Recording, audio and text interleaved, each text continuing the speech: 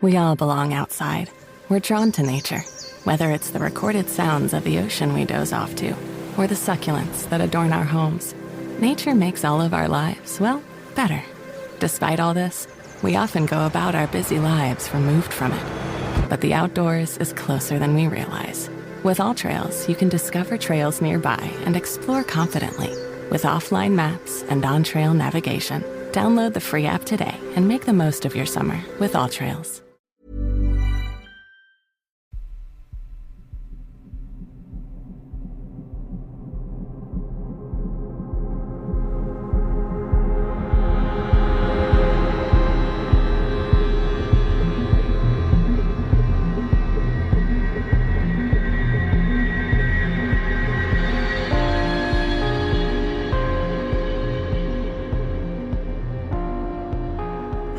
Welcome to mini episode 378 of Real Life Ghost Stories, and I have 3 spooky stories for you today, and the last story comes from the 16th of July 2024, and story number 1 comes from Wendy. I've just listened to 31 Days of Terror 2023, day 14, and George's story reminded me of a visit to Boscastle back in the 1990s. My husband and I were staying in Boscastle in a small cottage with our black Labrador in the heart of the village. The cottage was beautiful and felt fine. We placed our dog's bed in the kitchen against the far wall, but he wasn't comfortable there. I can't recall exactly what happened, but he really didn't like that area. We visited the Witchcraft Museum and didn't experience anything, although it was very interesting. But when getting to the far end, we realised the wall of the museum was the adjoining wall to the kitchen of our cottage. I don't know what was there, but our dog definitely didn't like the kitchen. Oh, maybe your dog was picking up on some energy from the Witchcraft Museum. Because, regardless of what you believe and regardless of your thoughts on witchcraft, witchcraft is real, right? Because people practice it. So it is a real thing that people do. There's lots of things in the Witchcraft Museum that probably have a lot of energy attached to them. So maybe your dog was sensing that and thinking, absolutely not. If you do find yourself in the southwest of England, Boscastle is so worth a visit, and the Witchcraft Museum is also so worth a visit. It's very cool, and people have reported feeling sick while in there and feeling different things. I went and didn't feel anything, but then I'm numb to the world, so there could have been a ghost right in front of me and I still wouldn't see them. But the Witchcraft Museum is a very cool place to visit. I wonder if your dog was just picking up on some sort of energy. When I was at the Witchcraft Museum, I left and there was a man sitting outside with his dog, and I asked him if I could pet his dog, and he was like, absolutely, the dog's really friendly. So I went to pet the dog and the dog just barked in my face, and I was like, well, I'm a witch. Brilliant. Great. And story number 2 comes from Allison. Though I believe in many unexplained phenomenon, I am a skeptic case by case. And nothing makes me more skeptical than psychics. Typically, I believe they are people out for a quick buck who are really skilled in reading body language. I had a friend, however, who was the real deal. She had mentioned seeing things since not long after I knew her, but I'd always kind of didn't believe. I knew she was a middle child from a loving but tough home life and figured it was an attention thing. She ended up dropping out of school and I hadn't seen her in a while. One day I happened to be driving and I saw her standing on the side of the street. Turned out she had moved right down the street from me and was waiting to get her little brother off the bus. I stopped to catch up and we were just talking about random teen life things when she stopped, looked at me really seriously and said, "Don't worry about the man at the end of your bed, the one in the trench coat with the blonde hair and blue eyes. He's not there to hurt you. He's a protector. He says you won't notice him anymore, but he'll still be there looking out for you." I almost shit myself. I've never slept well, but recently had started feeling like there was a tall, blonde man in a long coat standing at the end of my bed at night. I never really saw him, but could see him so clearly in my mind and tried so hard to ignore the feeling and imagining him so I could sleep. I never saw nor felt the man again. We exchanged numbers and started hanging out again. The house she had moved to was the neighbourhood haunted house that kids would dare to go and look in the windows. It had been turned into 3 apartments, but her family were the only ones living there. I'd known a girl who lived there when I was in elementary school, but her mother had been caught selling her as a sex worker, and I never saw her again after DCS thankfully took her away. The building itself had at one point been a nunnery and tuberculosis hospital. Literally, it was made to be in a horror movie. It sat on top of a hill across from the river. It was a shingle siding that was so weather-worn that the house was literally basically painted black. The driveway up to it was like the path through the woods in every horror movie, but I was young and dumb, so I used to go over and hang out with her. Since they were the only ones living there, there should have been no noises apart from her family, but there were many times we heard people walking upstairs. Once she took me up the stairs in the middle of summer. I live in New England, so summers are not only hot, but get so humid it's like breathing water. Going from the second floor landing to third, I walked through an incredibly cold spot. I had been sweating like crazy since there was no AC, but instantly felt like someone had thrown a bucket of ice cold water over me. I didn't say anything when suddenly she told me to stop. I could not go near the window that was on the third floor landing. She said the spirit I had just walked through would push me out. We turned around and she made me go in front of her and go down the stairs because she said it wanted me dead and might push me down the stairs. Later, we were watching a movie with her little brother and my thigh started itching. She looked at me and told me to leave the room for a bit. I went to the bathroom and I had 3 deep scratches on my thigh. I had been wearing jeans and at no point had I taken them off since arriving to the house. When her mother got home, we decided to get the hell away from there for a while and drove to a nearby playground. We hung out for a few hours just talking on the swings when she got up and walked as fast as she could without running to the car. When we got in, I thought I felt something breathing down the back of my neck. She calmly said, "Do not look behind you. Do not look in the rearview mirror. Just drop me off and hopefully it will stay with me." I'm ashamed to say I stopped hanging out for a while after that because I was just so scared. A few years later, she had a baby and moved into her father's house. I was back from college and reached out to catch up. I went over and we decided to watch a horror movie while her daughter was down for a nap upstairs. Halfway through, we heard a few bangs upstairs, so we went to go and check on the baby. I'm not saying toddler, she could barely sit up by herself. She wasn't in her crib. My friend rightfully started to panic, as once again we were the only ones in the house. We started searching everywhere when we heard that baby babble coming from her dad's room. We opened his closed closet doors, and there she was, with scratches grouped in 3 on her arm and on one of her legs. After that, I only hung out with her going to lunch and the like, but we eventually fell out of touch. I went to college at the University of Massachusetts, Dartmouth, and that campus is haunted as fuck. There's a lot of urban legends, such as the school was built by a Satanist. To be fair, all the benches around the school say 666. The original buildings form a pentagram, and there's a rumour that there are 666 external steps, but I never counted. There are corridors that lead into walls, staircases that just go up into the ceiling, and everything is just sad grey. We made the news for a missing student known as Neo Maximus, and again because one of the Boston Marathon bombers attended there. My freshman dorm was really bad. For whatever reason, my suite was always empty. I never saw anyone in the bathrooms or in the hallways once I got to my 3rd floor room.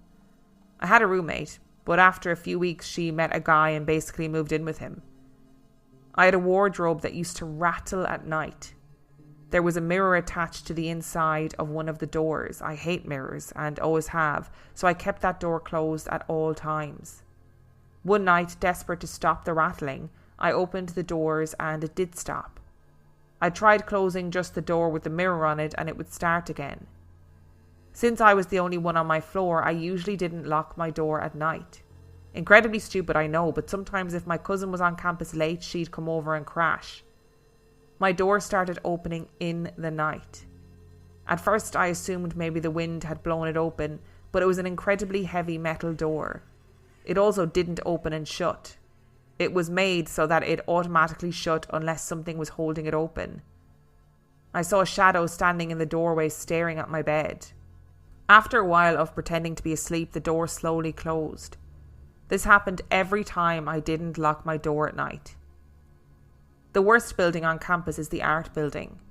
The walls leak even when there is no rain or snow. I know of no students who will be in there alone at night. I couldn't even sit in there with friends. It was so creepy. One night I was sitting outside of it studying under one of the lights because of a bad roommate situation. I could see a shadow standing at the door, very obviously watching me and my friend. I assumed it was a student or a janitor, but my friend, after about 10 minutes, insisted we move. When I asked her why, she shook her head, and only after we couldn't see the door anymore did she say it was because of the shadow person watching from the doorway. She was a very scientific-minded person, and I had never heard her mention even believing in anything paranormal before. The scariest single incident happened when I was living in the campus apartments. One night I had a series of bad dreams. I was getting hurt, my animals were getting hurt, and I woke up feeling sick. I left my room to go to the bathroom, and the whole time all I could think about was that scene from Lord of the Rings when the ring wraiths are stabbing the empty beds the hobbits are supposed to be sleeping in. I was freaked out and spent 10 minutes just sitting there in the comforting light of the bathroom. Eventually I talked myself into going back to bed. As soon as I got back into my bed, my door started to slam. This wasn't completely unusual, as it frequently rattled since it was loose in its frame, and I slept with the window open. Again, I never locked my door. This time not stupid, as our apartment door was locked and I knew and liked all my roommates. This wasn't the rattling though, this sounded like something huge pounding on the door. Something told me to get up and lock my door, so I did. As soon as it was locked, I saw the handle start to move and rattle. I quickly got back into bed, and then the banging resumed, and I spent the rest of the night trying not to be afraid because I know fear gives power. I tried to write it off, but the next day, the roommate that I was the least close with came to visit me at work. She asked if I was okay, because when she had gone to bed the night before, she looked down the hallway, and the hallway outside my room had been black. Not dark, black. The kitchen light had been on, and she said it was almost like something was sucking the light out of the room, and she wanted her prayer group to come over. I said sure, I'm not religious, and she knew that, which is why she asked for permission.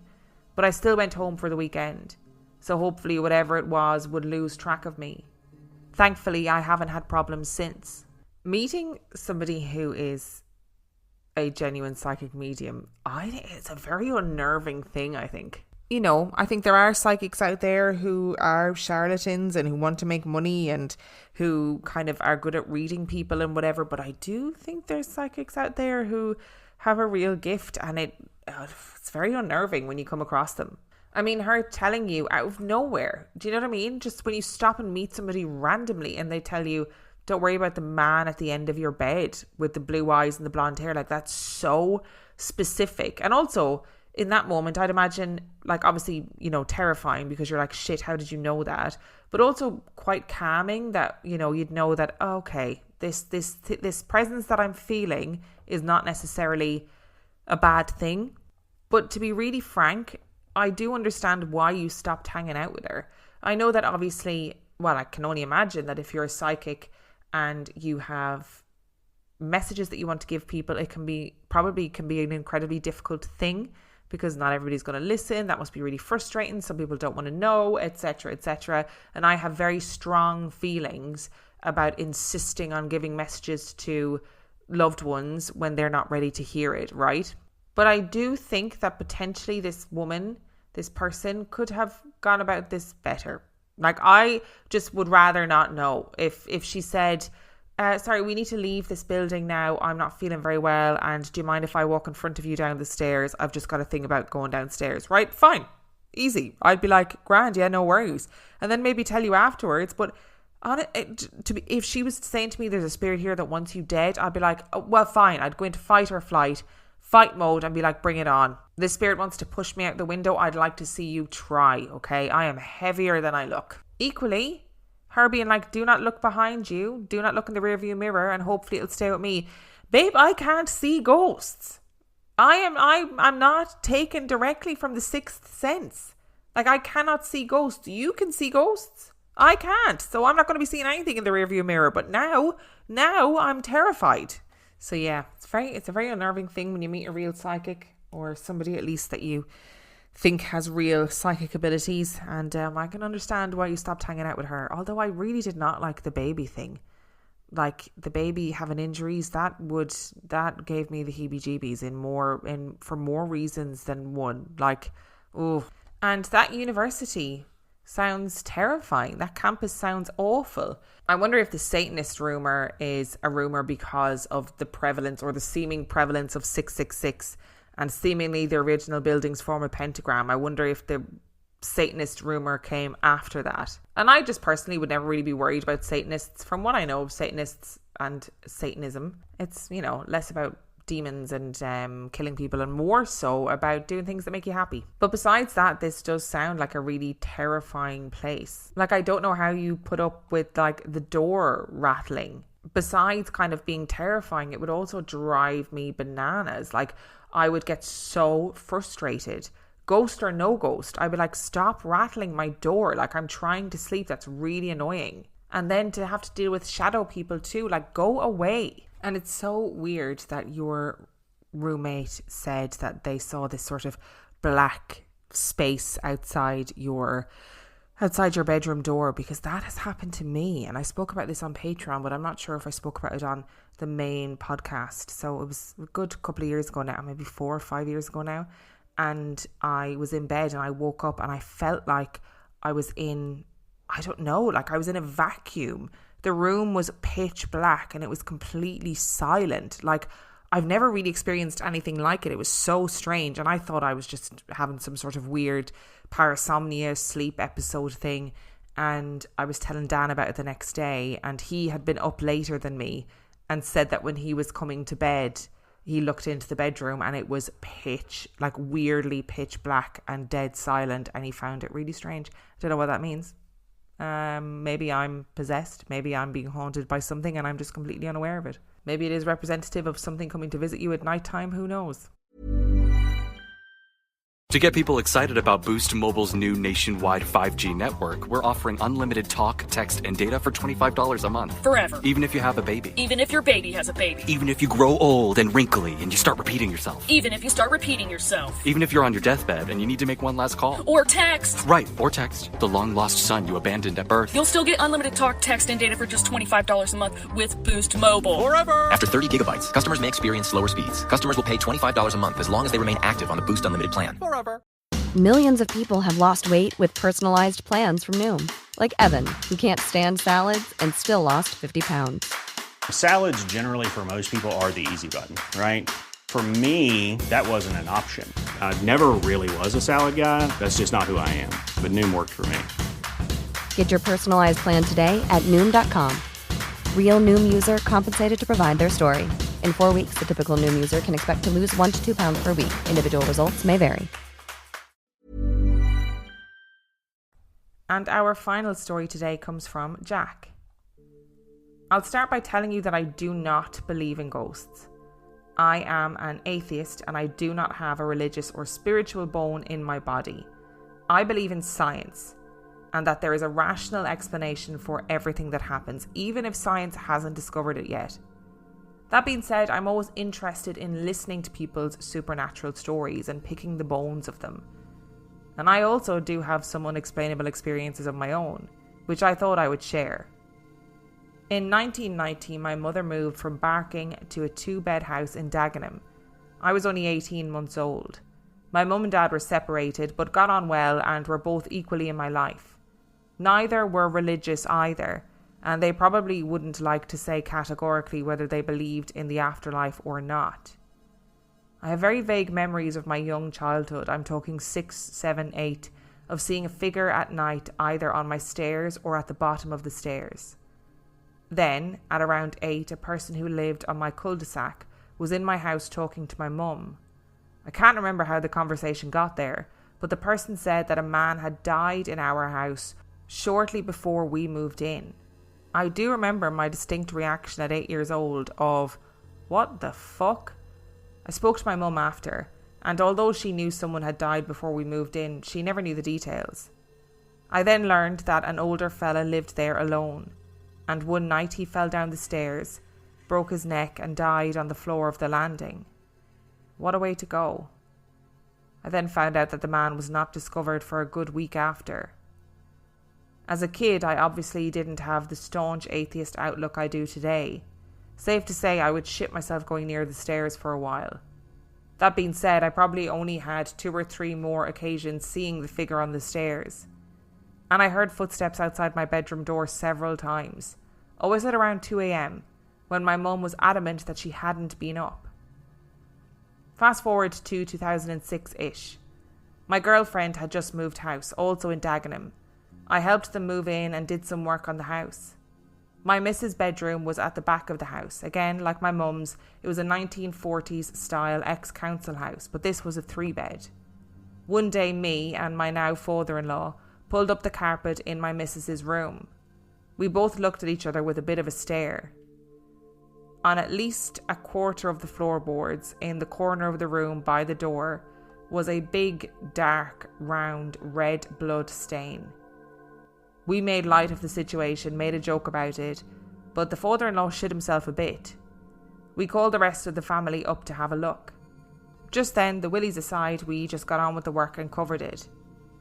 A while later, I'd guess about a year, I was around her house, and me and the missus were laying in her bed watching TV. Her sister was in her bedroom at the front of the house, and her mum was in the next bedroom along. Her dad was downstairs in the living room. It was about 9 p.m. Out of nowhere, we heard a female voice let out a huge scream, like what you get in a slasher movie. It sounded like it was right outside the bedroom doors, on the landing. We literally all ran to the landing, obviously saw nothing there, and said, "What the fuck was that?" To this day, there is honestly nothing I can rationally explain it away with. It was a woman screaming at the top of her lungs, 100%. She didn't live near a train track or anything else that could explain it. It wasn't next door either. The in-laws said a few other weird things happened with doors and lights too, but I never saw any of that. Fast forward to 2008. Me and my missus were now renting a 1-bedroomed flat. One night we were in bed and were woken up in the middle of the night by a loud white noise sound.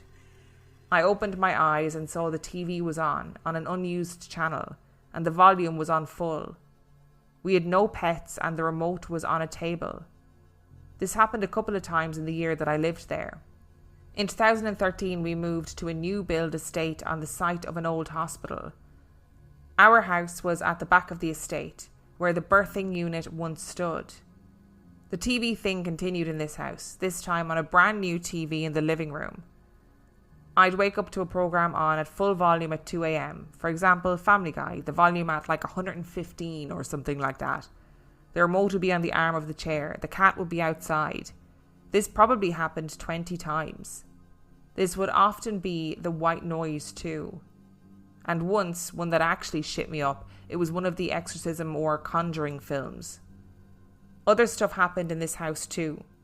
Items moved all the time. Simple stuff like keys, remote controls, tools. Initially put down to brain fog, it happened too many times in the end where me and my wife were sure they had been moved. To the point where we'd accuse each other. One of the weirdest ones in this house was this. One day, both myself and my missus were at home. She was upstairs tidying up and I was in the kitchen. It was morning, I was washing up, when I could hear what sounded like gushing water. Across the hallway from the kitchen was a small toilet with a sink. As I opened the door, I saw that the hot tap was on full blast. It was a small sink and the water was going up the wall and on the floor. I turned it off and shouted up to my wife to tell her that she'd left the tap on in the toilet. She said she hadn't touched it. I then told her that the hot tap was on full blast. She shat herself. This happened about 10 more times in different rooms. I asked a plumber about it when I was having some work done in my bathroom and he couldn't explain it. We moved into a house opposite this one in 2019 on the same street. And then again last October and nothing has happened again. There's a church 2 minutes from my current house, in the sticks. It's about 1,000 years old. Has a graveyard around it with 350-year-old headstones, etc. I've been there twice, once in the daytime. It was empty and I read the plaques on the wall. Very interesting, and an eerie feeling to be in an empty 1,000-year-old church. But nothing supernatural happened. I then decided to visit one evening. Pitch black. Again, nobody around. Again, although it was eerie. I got absolutely zero supernatural vibes whatsoever, just to point out my usual skepticism. I know it's not as dramatic or spooky as some of the stories you get, but as I said, a few unexplained events from an atheist. Jack, you know that we love when an atheist and a non-believer writes in and they're like, I'm a non-believer, but I got some weird shit to tell you. And it's like we always say, kids seem to have that weird connection where they can see things that adults can't. But I can imagine 8-year-old you being like, oh no, when you heard that story and realised that somebody had died in the house before and you were seeing the shadow on the stairs. And hearing the footsteps too, you know.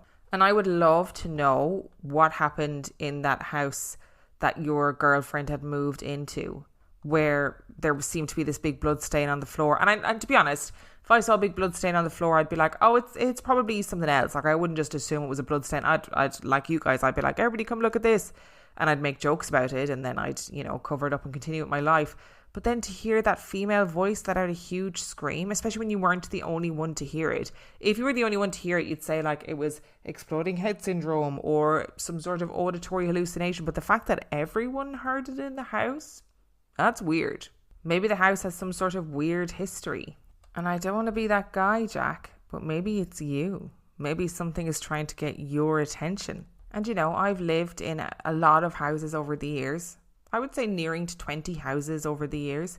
And I've never lived in a house where, the taps randomly come on. Can't say that it's ever happened in a house that I've lived in. And I've lived in some absolute shitholes, So sounds like something was trying to get your attention. Even if you don't believe, seems like they believe in you. Oh, that was the cheesiest thing I've ever said. I apologise unreservedly for that. Ew, gross. Thank you so much for listening to today's episode. Thank you to Wendy, Allison and Jack for sending in your stories. Remember, the last story came from the 16th of July 2024. If you would like to send in your story, you can do so by emailing it to reallifeghoststoriespodcast@gmail.com. You can also check out the website reallifeghoststoriespodcast.com. And if you are desperate for some extra content, you can subscribe to the Patreon. That is patreon.com/reallifeghoststories, where for $5 a month or $2 a month, you get access to heaps of extra content, as well as every single main and mini episode completely ad-free. And on that note, I shall see you next time. To make switching to the new Boost Mobile risk-free, we're offering a 30-day money-back guarantee. So why wouldn't you switch from Verizon or T-Mobile? Because you have nothing to lose. Boost Mobile is offering a 30-day money-back guarantee. No, I asked why wouldn't you switch from Verizon or T-Mobile? Oh. Wouldn't.